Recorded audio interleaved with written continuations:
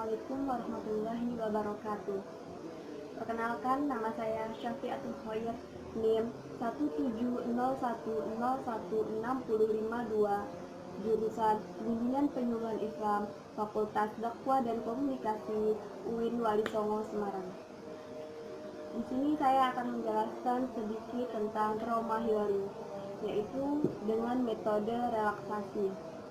Video ini digunakan untuk memenuhi tugas mata kuliah konseling khusus yang diampu oleh Bapak Ali Mutarjo. Oke, video sebelumnya saya sudah menjelaskan mengenai trauma itu sendiri. Nah, di sini saya akan menjelaskan tentang tips atau cara-cara menghadapi ketika trauma itu kembali kambuh, yaitu dengan ketika kita cemas atau kita takut.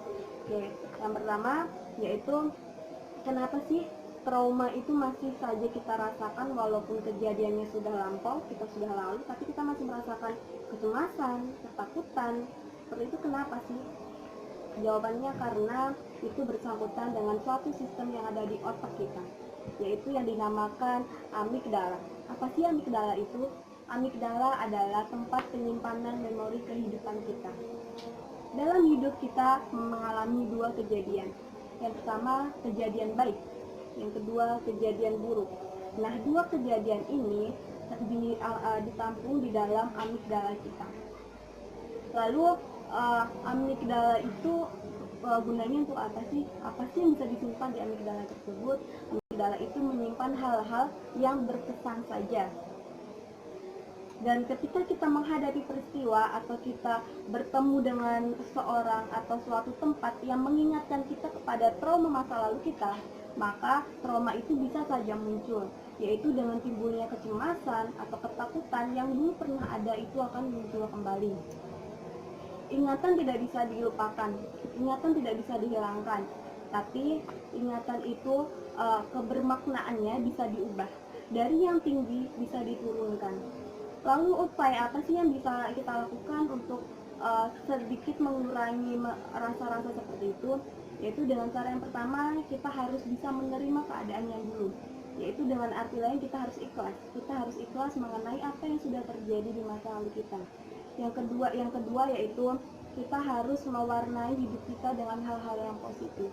Jadi di dalam diri kita harus memberikan hal-hal positif. Karena hidup ini kalau kita hanya memikirkan yang negatif saja, hidup kita tidak akan seimbang, tidak akan balance. Maka dari itu kita harus memasukkan nilai-nilai positif ke dalam diri kita agar yang negatif ini bisa seimbang dengan yang positif, sehingga pemikiran kita, emosi kita tidak selalu dalam keadaan negatif. Lalu bagaimana sih caranya untuk tips merelaksasikan diri kita? Berikut tipsnya caranya. Oke, caranya yaitu cara untuk merelaksasikan diri kita yaitu yang pertama, tips pertama. Sebelum kita mulai ini, kita harus menyadari emosi kita itu ada di level berapa sih? Antara 1 sampai 10. Kita rasakan sendiri diri kita tanyakan pada diri kita tingkat emosi kita itu ada di level berapa? Level 1 sampai 10. Nah, level 1 itu titik dimana kita merasa santai saja, tidak banyak emosi, kita tidak takut, tidak cemas, seperti itu ya. Nah, ketika level 10 ini adalah level tertinggi dimana kita sangat merasa emosi, kita sangat merasa takut, kita sangat merasa cemas. Jadi sebelum itu kita harus menentukan kira-kira setakut apa sih saya saat ini, kayak gitu ya. Nah, oke, sekarang kalau sudah, misal kita ada di level 8, misal di level 8 kita simpan dulu. Terus kita melakukan relaksasi. Caranya yaitu yang pertama, kita harus mencari tempat atau mencari posisi yang paling enak buat kita, paling nyaman buat kita. Kalau saya misalkan saya dengan duduk seperti ini, saya merasa santai. Oke, yang pertama kita duduk santai, kita relax. Yang kedua yaitu kita menutup mata. Oke, menutup mata. Setelah menutup mata, kita atur nafas kita dengan teratur.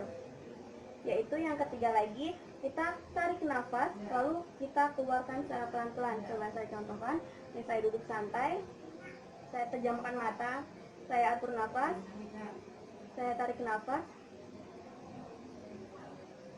saya keluarkan. Saya ulangi lagi, saya tarik nafas, saya keluarkan. Oke, setelah itu kira-kira berkurang nggak rasanya? Kalau kurang sedikit atau mungkin bahkan belum, kita lanjut yang kedua. Oke, yang kedua yaitu kita tetap posisi seperti ini, kita duduk. Setelah itu kita pejamkan mata kembali. Setelah pejamkan mata, kita membayangkan bahwa kita itu ada di tempat yang nyaman menurut kalian semua. Kalau menurut saya, misal saya ada di taman, atau saya ada di pegunungan, atau saya itu paling nyaman di tempat yang datarannya tinggi dan hijau-hijau semua seperti itu. Setelah membayangkan di situ, kita atur nafas lagi di situ. Kita bayangkan kita ada di jalan-jalan di situ dan kita lepaskan emosi-emosi kita yang sedang ada di diri kita. Kita lepaskan semua emosi marah kita lepaskan semua takut kita, kecemasan kita lepaskan di situ sambil kita jalan tenang-tenang, di sana tidak ada apa-apa. Oke, saya coba ya. Selain itu kita juga harus mengatur nafas kita supaya itu tetap baik-baik saja, tetap tenang seperti itu. Oke. Saya pejamkan mata. Saya atur nafas.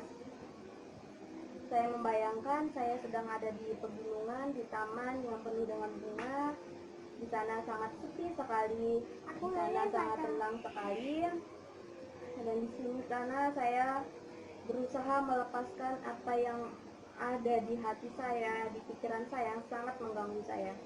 Saya di sana tenang, tetap atur nafas. Oke, kita buka mata. Oke, bagaimana? Sudah mendingankah? Oke, kalau belum, kita lanjut ketiga. Sekarang kita menggunakan dua tangan kita taruh di pundak kita dengan cara bersilang ya.